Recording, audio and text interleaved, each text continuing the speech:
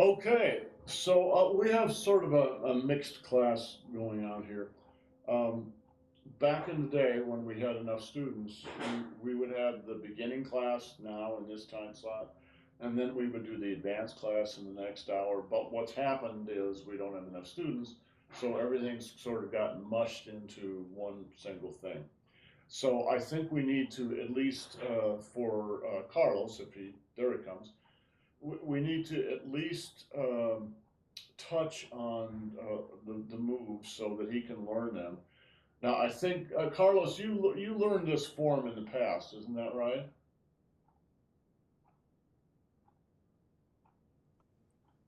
I learned the fourth quarter and the first quarter of the form. I missed the middle two. Um, and I've been slowly going through like some of your old YouTube videos, so it's just gonna take a little while to catch up. Okay, so that's all right, and I can send you some videos of the whole thing too that you can look at. But let's even though we're in still in the first half, let's go over the first couple of moves for. I think we went over the first move and Carlos got that in the last week or two. Let's go over the second move today, and then we'll move on to stuff for the more advanced class, right? Um, Hold on just a second. I gotta blow my nose.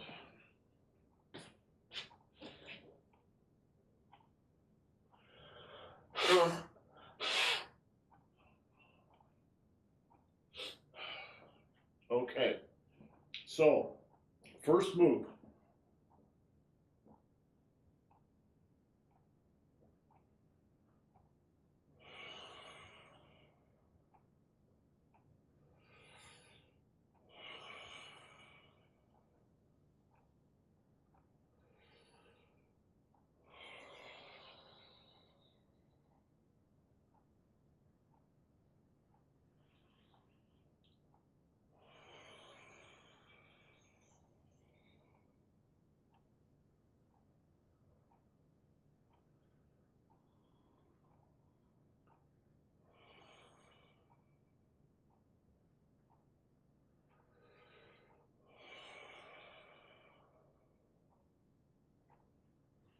Okay, Jill, why don't you lead us in one?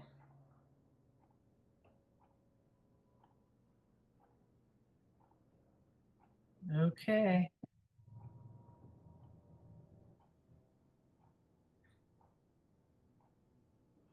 You guys go ahead.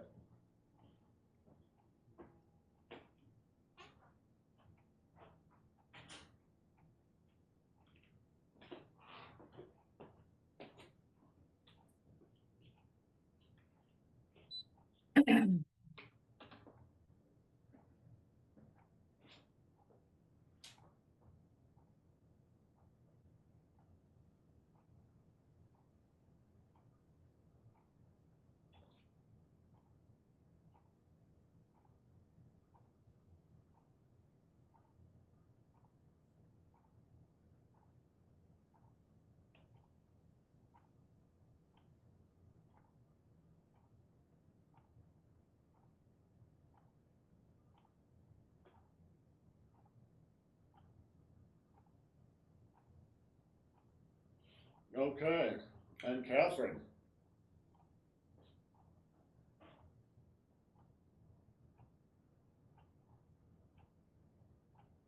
That's it.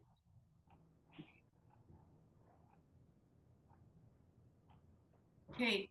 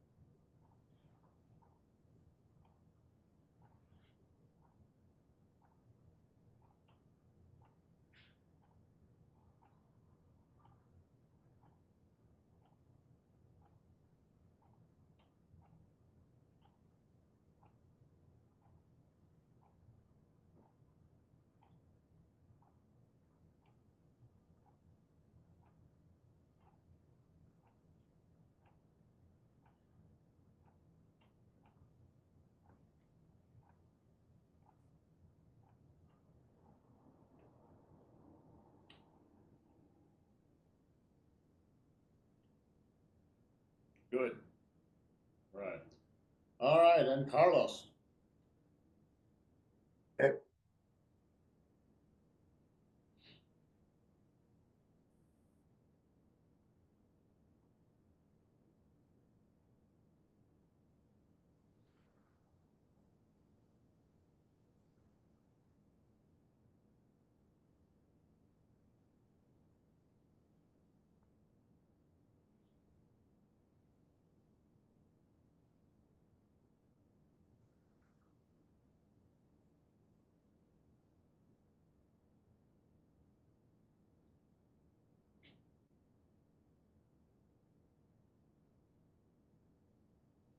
Good. Okay. Let's go on to the second move, and we'll go through that relatively quickly because Carlos has done this before, so hopefully there's some memory there of it. And then we'll go on to some more advanced stuff. But I also wanted to say, I don't know whether Adam's coming today or not. He may not. If he comes, he'll probably show up in the last 10 or 15 minutes of the class. And what we'll do if we have him here then is we will do something in the next hour if he comes. So if he comes, what we'll do is we'll go over the second move for the applications, and I can demo those with him. And then I want to go through the silk reeling routine. So we'll go through the whole silk reeling routine.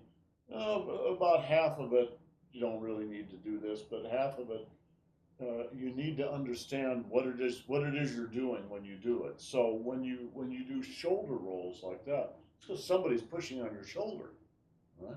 So I can, if he's willing to demonstrate with me, then I can show you what you're actually doing, and you can add that into your routine. Okay, let's go on to the second move. So you can divide the second move into three parts. All right, the first part looks like this.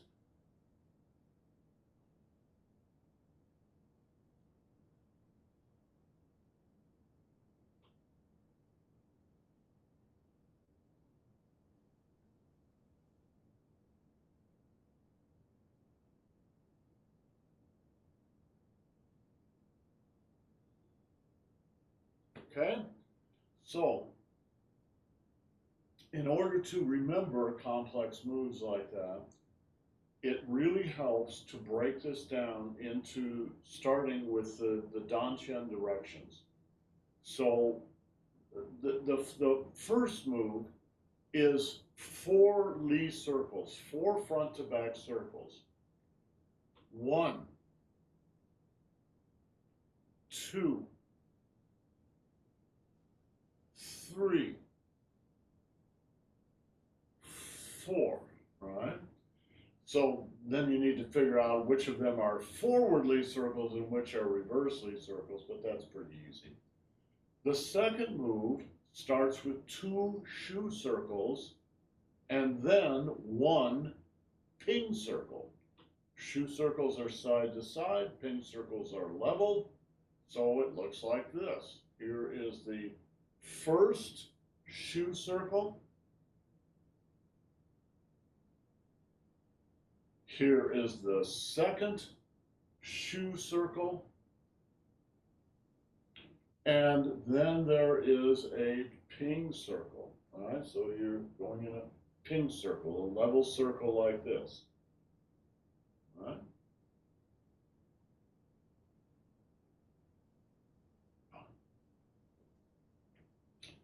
There's lots of details in there that I'm just sort of skipping over.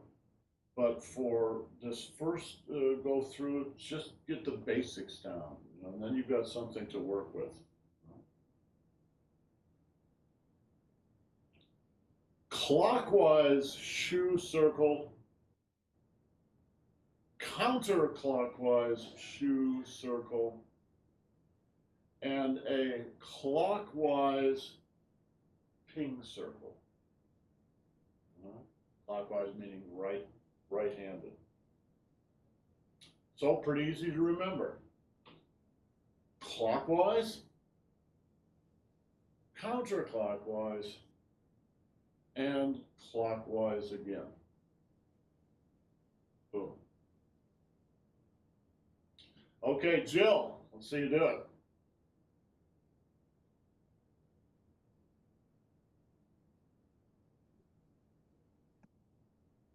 Oh, boy.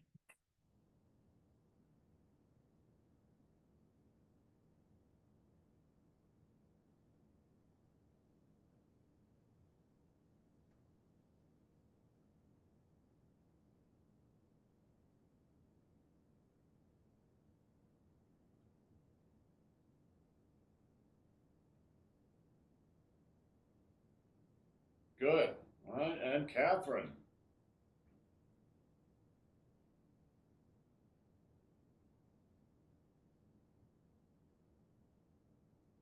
Okay, okay.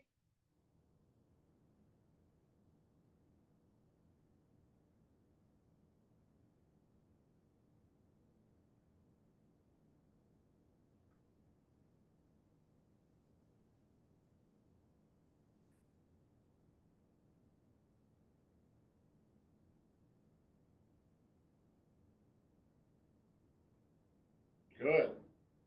All right, and Carlos. Okay.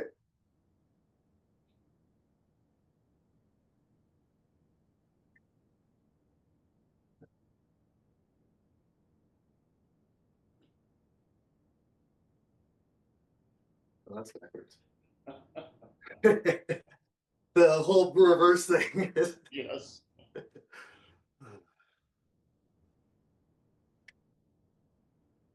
clockwise, counterclockwise.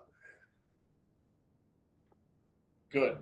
Okay, so Carlos, the reverse thing probably happened because I'm facing you guys when I'm demonstrating this. I should turn my back to you so you can follow from that direction. I forgot to do that, so I will do that. But that also brings up one of the major ways of dealing with things, right? What you're really doing at the beginning of this move, right, is a clockwise shoe circle. But if I want to do a clockwise shoe circle, that is a circle to the right, right, you start by going up and then moving to the left. And that gives you room to move to the right, and that gives you room to move to the left, and that gives you room to the right, and then again to the left, and boom, through, right? Let me do it with my back to you.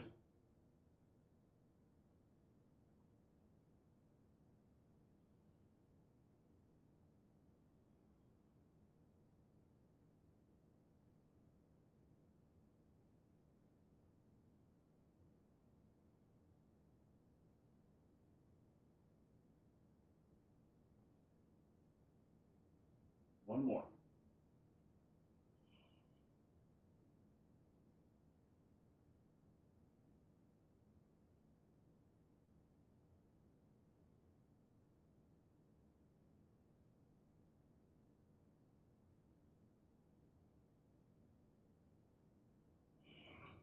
Boom, all right? So remember when you're learning this, when you're practicing it, keep your mind on your Dan Chen. Your mind determines the direction. Are you going front to back? Are you going side to side? Are you going level? Your mind sends a message to your Dan Chen. And your Dan Chen is going to roll forward or roll back or roll clockwise or roll counterclockwise or roll flat clockwise or roll flat counterclockwise. That's your engine. If you can get those two things, all the rest of it rests on that foundation. So get those two things first. Then we can worry about all the fine details later on. I saw today, I saw a Chinese website, and I'm sorry, I don't have it queued up.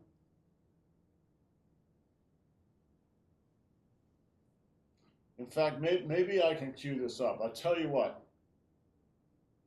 Why don't the three of you go through that same sequence again? Jill, Catherine, Carlos, do this part of the second move again. I'm going to cue up an old tape of Master Feng doing a completely different form, but the form starts the same way. So you can see how he would do it back when he was in his prime still, probably back in the 1980s. Okay. Here we go.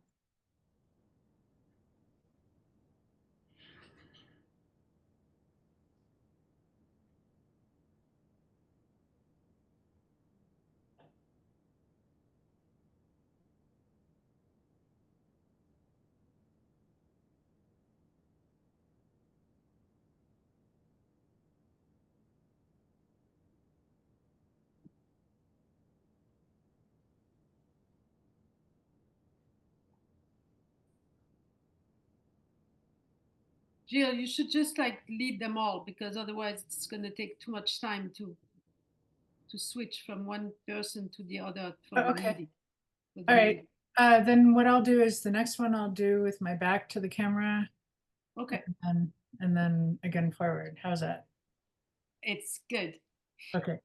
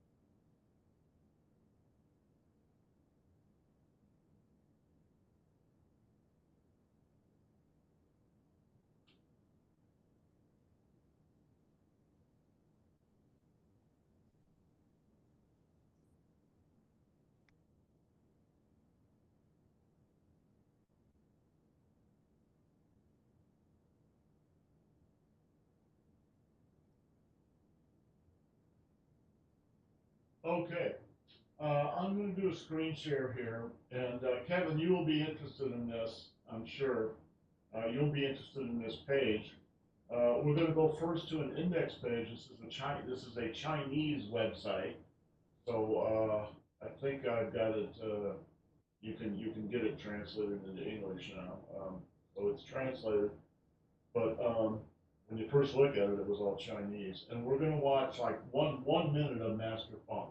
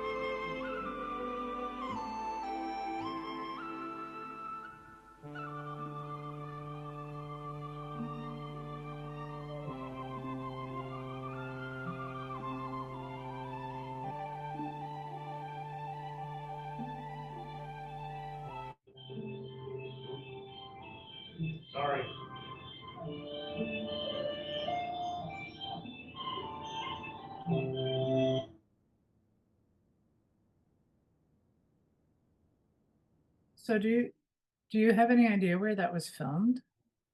No, some park in Beijing, probably. Oh, okay, so it was in China. Okay. Probably. Yeah.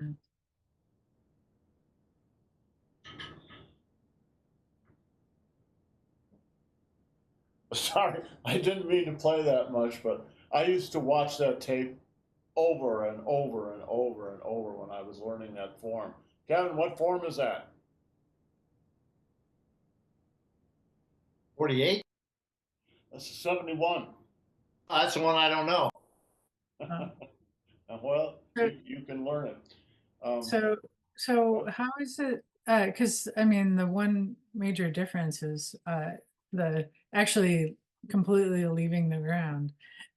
Well, yes. Well, there's a lot of stuff in Tai Chi that is quite athletic. But of course, most people can't do that. So we don't really teach that stuff. And I can assure you, as you get older, you will want to do less and less of that athletic stuff. All right? It's really fun when you're young. All right? That's why I'm sorry. I just kind of let that continue to play because it was so much fun to watch it again. It's a really fun form to do. He was athletically, he was probably at about 30%. You should see somebody do it at 100%. It's quite a striking form. Right? It's not an Ilu form. Right now, we're learning an Ilu form, which means first road. It's very quiet, very soft and slow. It's an Erlu form, which means second road. And the Erlu forms are much more vigorous. Most people in the United States don't even know Erlu forms exist, but they were probably actually the original forms. And then the Ilu forms were developed from them to teach civilians like us. All right? And that's the place you want to start. And they're all good. They're a lot of fun. The 71 is, we probably watched the first third of it or so, maybe a little less than a third, first quarter of it. It's a long form. It's usually paired up with the 83, so it's 155 movements or something every time you do it. Master Jean would have us do it, and we, when it was high summer and it was 98 degrees out in the park, he'd have us do it, and we'd all be done and sweating. He'd go, good, do it again. All right, and so you do it again, and you go, very good, do it again. All right. After about 3 times through that, that was the end of your day. All right. But what I really wanted you to see was his body language. What did you see? Not the Tai Chi moves, but just his body language. What did you see? Catherine, what did you see?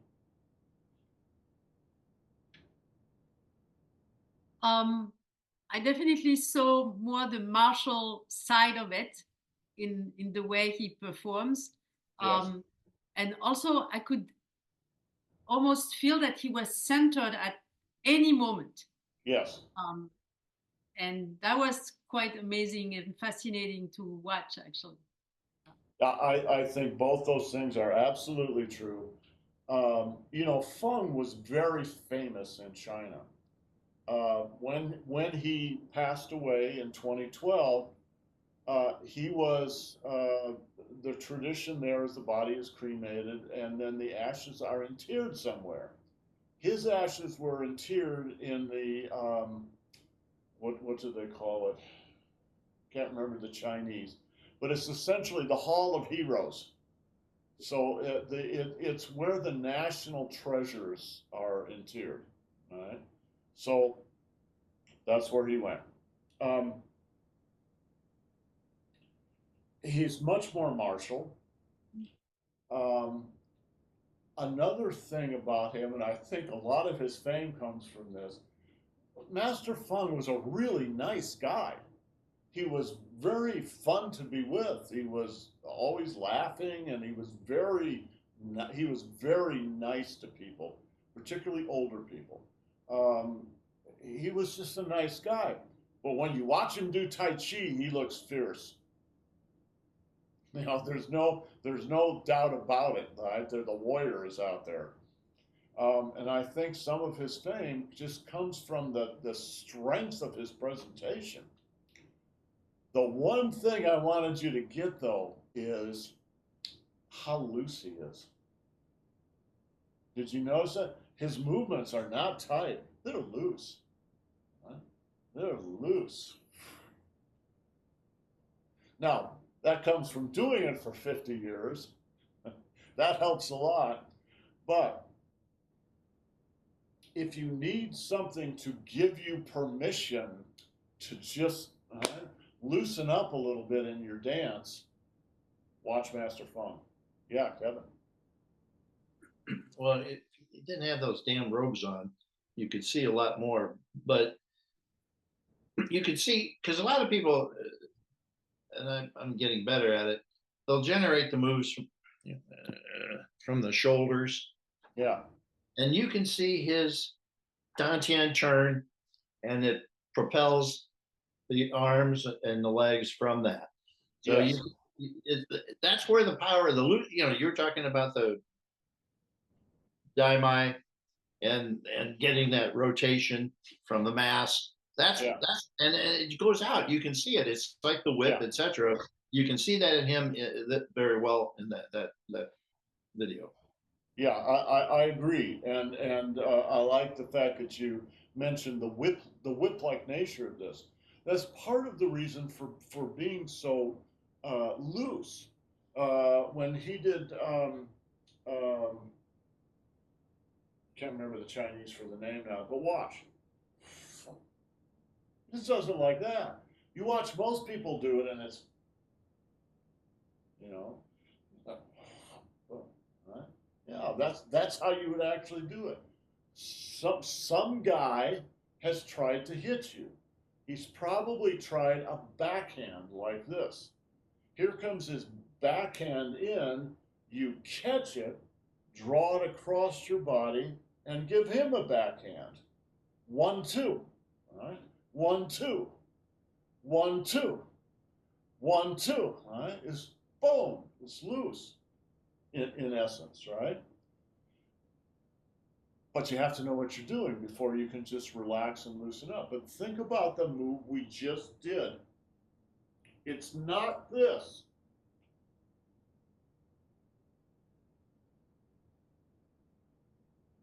Relax. Relax.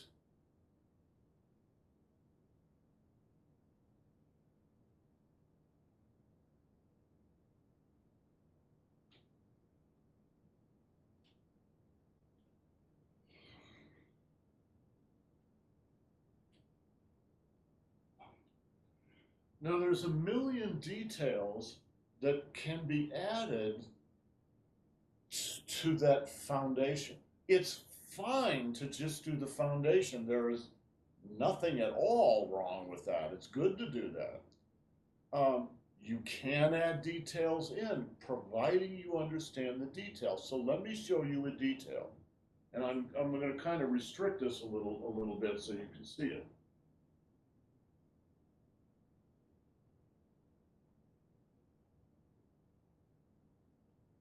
Instead of that, it's this. Now, he didn't do that. It's okay not to do that. It's also okay to do that. It depends. You're the musician. You can play the music the way you want to. If you're covering a song, whether it's a classical song or a pop song, you're going to end up covering it your way no matter what. So then it just becomes a question of what have you decided to do? Now, I like to put that detail in there because it makes you pay attention to your feet. Watch my left foot.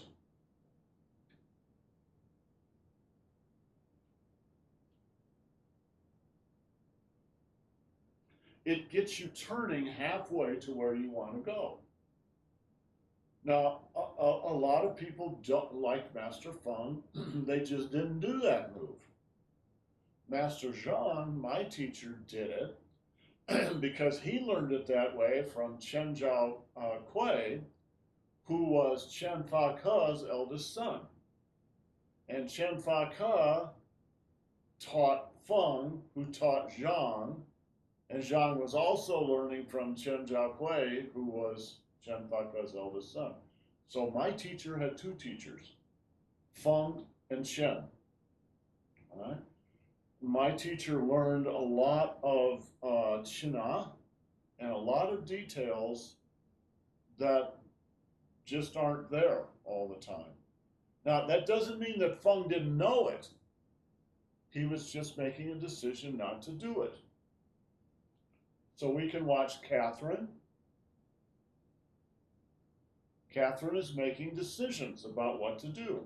So she just made a decision there, right, to walk through quickly. It's fine, as long as you know what you're doing. Okay, questions? All right, tomorrow we'll focus on finishing up move number 2. I was going to talk today a little bit about one aspect of the Danchen that we didn't talk about today, but we did talk about last week, and that is that the Danchen is not one size. The Danchen can expand and contract. And the 13 energies of Tai Chi, all 13 of them are variations on the expansion and contraction of the Danchen. Sometimes there's other things added on top, like rotating, etc. But they all depend on the movement of the Danchen. So we'll talk about that tomorrow too. All right, guys, have yourselves a great day. We'll see you next time. Ciao.